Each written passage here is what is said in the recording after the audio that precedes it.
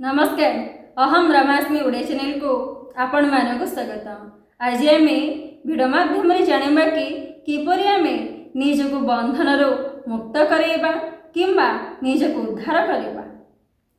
मनुष्य तो चाहे था निजको ए संसार उद्धार करने एवं परमात्मा सहित एक हाँवाई किंतु सठिक मार्ग पाई न था। केमिति पाइबे? जीवन गुरु कले। किपरि पाइबे ना जीवन शास्त्र को पठन कले। भगवान श्रीकृष्ण होती संसार गुरु। श्रीमद भगवद्गीता को पाठ कले आप मार्ग पाइजे। निजको चिन्ह पारे, निजको जानी पारे एवं तत्व सहित एक पारे। मनुष्य खाली भाविले हम ना जे मो परमात्मा को अनुभव करी, परमात्मा को प्राप्त करी, भाविले हमनी। मनरे जिज्ञासा रहिबा दरकार, इच्छा शक्ति रहिबा दरकार। जो मानव भीतर इच्छा सृष्टि होईची से माने जीवन में गुरु करबा आरंभ करिसेंती। आ जो माने गुरु करबा आरंभ करिसेंती से माने तत्व पाखरे पहुंच जाइछंती। ते जीवन में गुरुंकर आवश्यकता बहुत रहिची। बिना गुरु रे केही तत्व पाखरे पहुंची पारे नाही। तो गुरु जीवन में निहायती आवश्यकता रहिची। तो आसन्न जानिबा किपरि आमे निजको हो संसार उद्धार करवा। श्रीमद भगवद्गीता 6 अध्याय 5 नंबर श्लोक को नहीं आज आम बुझा किपरि निजको उद्धार करवा। उद्धरे दात्मनात्मानं न आत्मनवसादयेत आत्मे बह्यात्मन बंधुरात्मैव रिपुरात्मनः। भगवान श्रीकृष्ण कहते निजे निजर उद्धार कर, निजर पतन कर नहीं। कारण निजे ही निजर मित्र एवं निजे ही निजर शत्रु। भगवान जो कथा कहले जदि आपण बुझी पारती ताहले एही क्षणी ही आपण बंधन मुक्त हो पारे, निजको उद्धार करें, परमात्मा सहित एक हो पारे। आमे कौन करीचे ना अज्ञान पड़े निजको भगवान ठार भिन्न बोली ज्ञान करेचे। मु अलगा भगवान अलगा। सेथिपाई तो आमे भगवान को जाई कोठी खोजुचे, मठ मंदिर ए सब ठीक खोजुचे। किंतु आमे एटा बुझुने जे ईश्वर मो ठार भिन्न नुहंती, सी होछन अभिन्न। ममे पांच जीव लोके भगवान अंश होइछि मु किपरि भगवान ठार भिन्न हेली। जदि मु भगवान अंश मो ईश्वर को कौटी खोजी? निज भितरे ना बाहर खोजी? जदि मो भितर ईश्वर होइछंदी ताले मु भितरे खोजी ना, तो बाहर कहीं खोजी? बाहर खोजिले कौन हम? बाहर माया रही सेठी आप पड़ी जी। भितरे खोजिले कौन हम ना खूब शीघ्र अनुभव करें। से तो साधुसंत मैंने बाहर न खोजी सदा सर्वदा अंतरे खोजुले। ध्यान माध्यम जितेबाला मनीष जानी जाए जे हूँ मो भगवान अंश, से बाहर खोजे ईश्वर को। से खोजे कौटी ना अंतरे। अंतरे खोजवा हेले मन को एकाग्र करने पड़ो, मनर ऊर्ध्व को जावाक पड़ो। कहीं मन हूँ बाधक। से केबे चाहबनी जे आप परमात्मा सहित एकाग्र हो जातु। सदा सर्वदा चाहब आपण को सेठू दूरेवा पाए, किंतु आपण को बारंबार ता सहित युद्ध करी ताठ विजय प्राप्त करी निजको अनुभव करिवार अछि। तो सेथिपाई साधना प्रणाली सब रही। तो मनुष्य जितेबाला निजर प्रकृत स्वरूप को भूली जाए, निजको देह बोली स्वीकार करिनिए, जो देह नष्टशील, जो देहर जन्म मृत्यु रही, जो देह को रोग स्पर्श करुची, दुख सुख स्पर्श करुची, निंदा प्रशंसा स्पर्श करुची, आमे सेई देह को निजर बोली ज्ञान करुचे। शरीर को जहाँ होची आम भावुचे मोर सैया होची। शरीर को रोग हेले मत रोग है, शरीर को दुख हेले मत दुख है, शरीर को सुख हेले मत सुख है, शरीर को निंदा करदे मत कहीं निंदा कला। किंतु एटा बुझी पारना ये शरीर ठार मु भिन्न रही, इंद्रियों ठार मु भिन्न रही, ये मन ठार भी मु भिन्न रही। मुझे मानकर द्रष्टा। शरीर प्रत्येकटी अवस्था को मु ही अनुभव करुची। इंद्रिय मानकर प्रत्येकटी कर्म को मु ही जानी पारुछि। मनर प्रत्येकटी भावना प्रत्येकटी विचार को मु ही पढ़ी पारुछि। अर्थ मु जे मानकर द्रष्टा। द्रष्टा है द्रष्टा रूप में देखिए ताहले उद्धार हेबे। जदि द्रष्टा न है आपण से भिजी जिबे ताहले बंधने पड़ी जिबे। शरीर निजर नुह, संसार निजर नुह। ये शरीर इंद्रिय मन संसार ये सब किसी निजर नुह। ये सब आमठू हूँ अलग। जेहेतु आम नित्य ये अनित्य। अनित्य सहित नित्यर संबंध कौटू आसला? आमे एमानक भिन्न भिन्न भाविले उद्धार हवा। एक भावी उद्धार हबानी, बंधने पड़ी जावा। कहीं आमर संपर्क परमात्मा सहित ना कि संसार सहित। जदि संसार शरीर इंद्रिय को निजर बोली ज्ञान करवा से केबे भी निजर हो पारे ना। कहीं एति बुझी जातु, जदि आपण शिक्षक आपण जदि विद्यालय को निजर करेंगे केबे करें कि? केबे भी करें ना। आपण डॉक्टर आपण जाकि मेडिकल को निजर करने चेष्टा करेंगे, निजर करें? निजर करें ना। ठीक सेमिति आपण होछन्ति आत्मा। शरीर इंद्रिय एम होछन्ति अनात्मा। एमान केमिति निजर करेंगे? निजर करेंगे ना।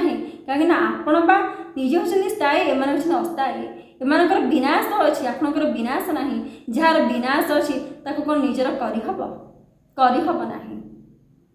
तो एमाने जेहेतु परिवर्तनशील नष्टशील, तो एमान को निजर करवार अर्थ होची निजर पतन सृष्टि करवा, पतन अभिमुखे गति करवा, जोटा कि भगवान श्रीकृष्ण कहले केबे भी एमान को निजर करेंगे नहीं। निजर करने द्वारा भितर कौन सृष्टि होची?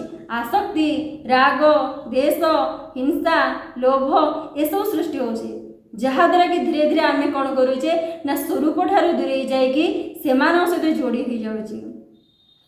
शरीर जिते छोट अवस्था थिला, आपण से छोट अवस्था को अनुभव करिछंती, देखिछंती भी जे ये शरीर छोट अवस्था थिला। आज जिते से बड़ अवस्था पलि आसी अर्थात युवक युवती हो जाइए, आपण ये अवस्था को देखुछंती जे शरीर बड़ हो गला। देखुछंती ना, यदि ए परिवर्तन को आपण देखि पारुछंती ताहले आपणकर सहित यार संपर्क हैला कोठी? आपण तो अपरिवर्तनशील, ये तो हूँ परिवर्तनशील। आपण जो परिवर्तन देखुं निजर बोली केमी ज्ञान करेंगे? ये शरीर जो छोट थिला तार प्रिय कौन थे जानी? खेलना। जिते बड़ होगला प्रिय होगला पाठ, जो आउ टे बड़ होगला प्रिय होगला युवक किंबा युवती, तापर प्रिय होगले पुत्र कन्या। तो एमती एमानकर परिवर्तन सब चली, किंतु आपणकर स्वरूप कौन परिवर्तन नहीं।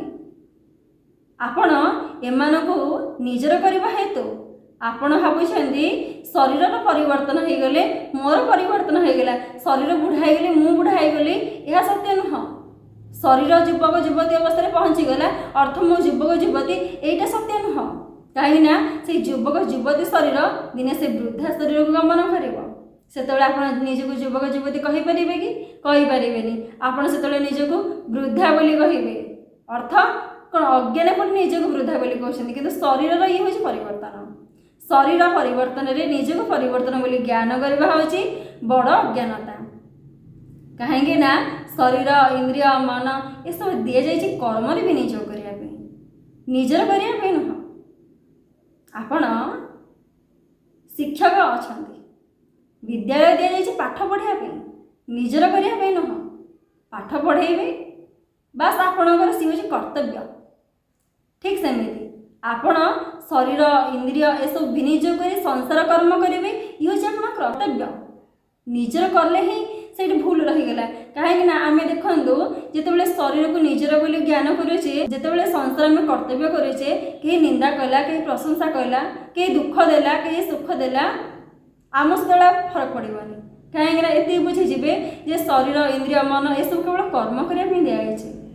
जो भी कर्म करुचे से कर्मर फल किसी निंदा किसी प्रशंसा मिलूँ, किसी सुख किसी दुख मिलूँ, जहाँ भी मिलूँ सब संसार मिलूया जिन संसार मोर नुह। संसार खुशी मिलूँ, संसार दुख मिलूँ, संसार सुख मिलूँ, संसार आनंद मिलूँ, संसार निंदा मिलूँ, संसार प्रशंसा मिलूँ। संसार मिलूया प्रत्येक जिनस हूँ संसार।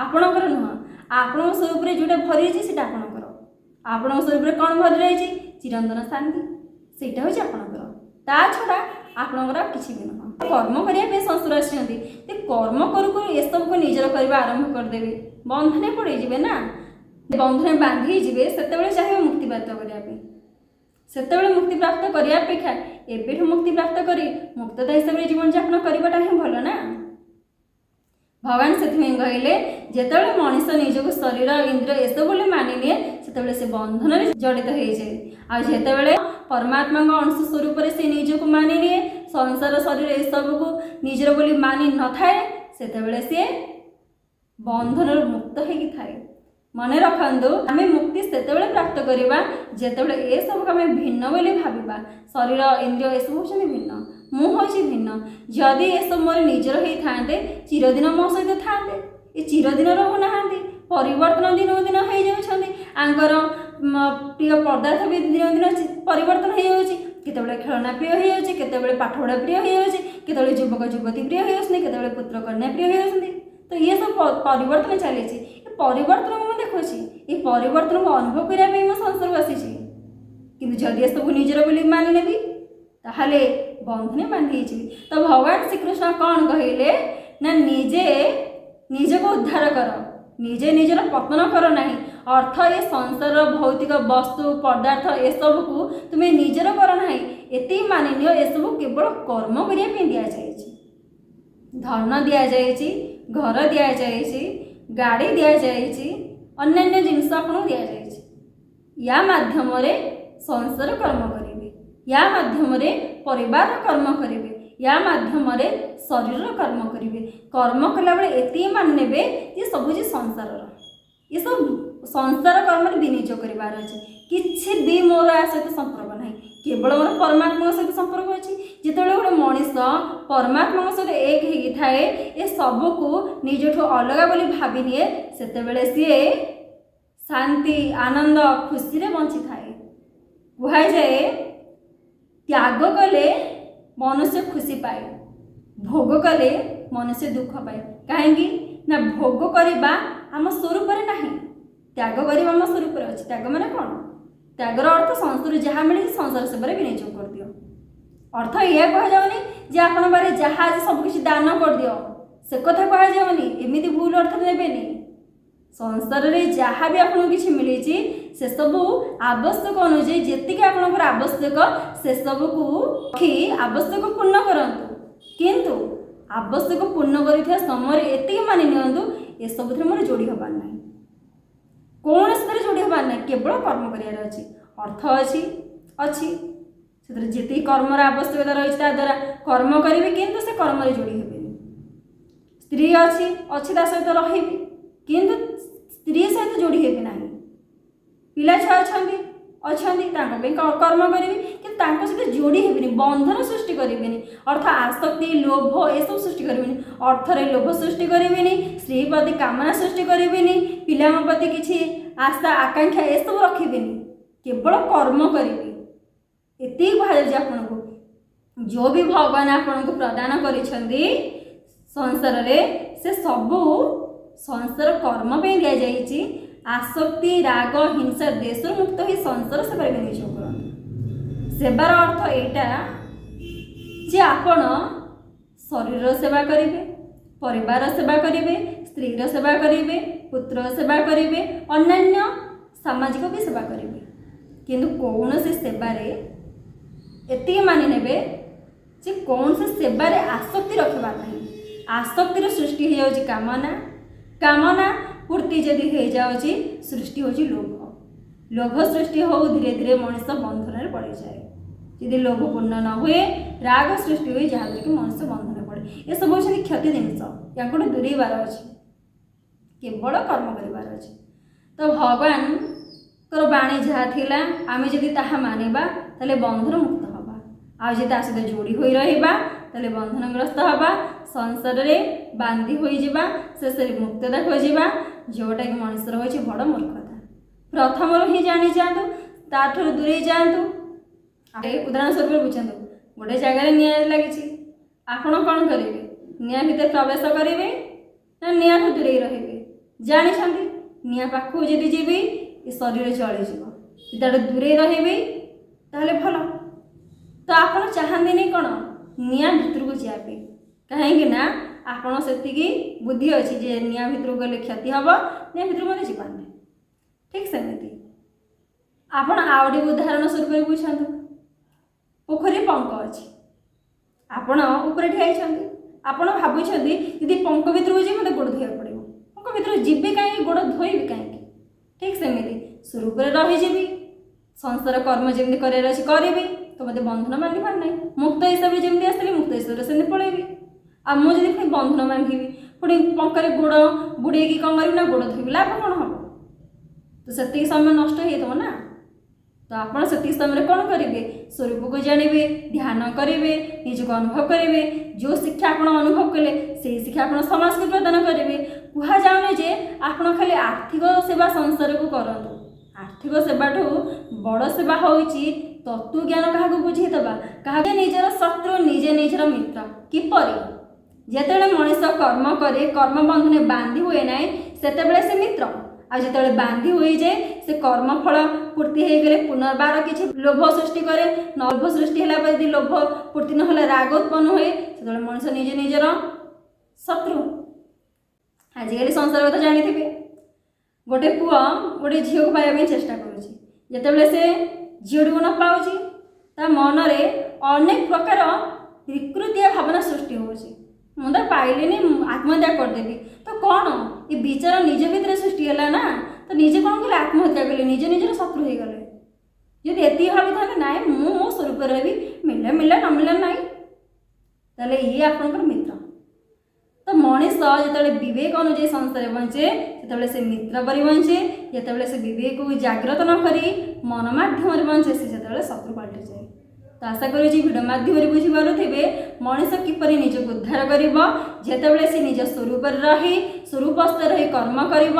ଏବଂ ଯେଉଁ ବି କର୍ମ କରୁଛି ସଂସାର କର୍ମ କରୁଛି, ମୋର କିଛି ବି ନାହିଁ, ଭଲ ମିଳିଲେ ସଂସାର, ଖରାପ ମିଳିଲେ ସଂସାର, ନିନ୍ଦା ମିଳିଲେ ସଂସାର, ପ୍ରଶଂସା ମିଳିଲେ ସଂସାର, ଯେଉଁ ବି କର୍ମ ସଂସାର, ମୋର କିଛି ବି ନାହିଁ। କାହିଁକିନା ସଂସାର ସହିତ ମୋର କୌଣସି ପ୍ରକାର ସମ୍ବନ୍ଧ ନାହିଁ, କେବଳ ସମ୍ବନ୍ଧ ପରମାତ୍ମା ସହିତ। ପରମାତ୍ମା ସହିତ ଏକ ହେଇଗଲେ ମୋର ସରିଲା, ମୋର କିଛି ଦରକାର ନାହିଁ। କାହିଁକିନା ସଂସାରରେ କ'ଣଟା ମୋର ନିଜର ଯେ ମୁଁ ତ ନିତ୍ୟ, ଏ ଅନିତ୍ୟ ସହିତ ସମ୍ପର୍କ ସ୍ଥାପନ କଲେ ମୋତେ କ'ଣ ଅଧିକ ମିଳିଯିବ। ଆମେ ଯେକୌଣସି କର୍ମ କରିଥାନ୍ତି ପ୍ରତ୍ୟେକ କର୍ମରୁ ସୁଖ ଚାହିଁଥାନ୍ତି, ସୁଖ ତ ମୋ ସ୍ୱରୂପରେ ରହିଛି, ସଂସାର ଖୋଜିବି କାହିଁକି। ଯେତେବେଳେ ମଣିଷ ବୁଝିପାରିବ ତ ଏସବୁ କଥା, ତ ନିଜକୁ ସେ ଉଦ୍ଧାର ମାର୍ଗରେ ନେବ। ପ୍ରଥମେ ଜୀବନରେ ଗୁରୁ କରନ୍ତୁ, ଗୁରୁ ନିହାତି ମନୁଷ୍ୟ ଜୀବନରେ ଆବଶ୍ୟକ ରହିଛି। ଗୁରୁ ଆପଣ ଜୀବନରେ କଲେ ଯାଇ ଏ ଭବ ସଂସାରରୁ ଉଦ୍ଧାର ହେବାର ସହଜ ମାର୍ଗ ପାଇପାରିବେ।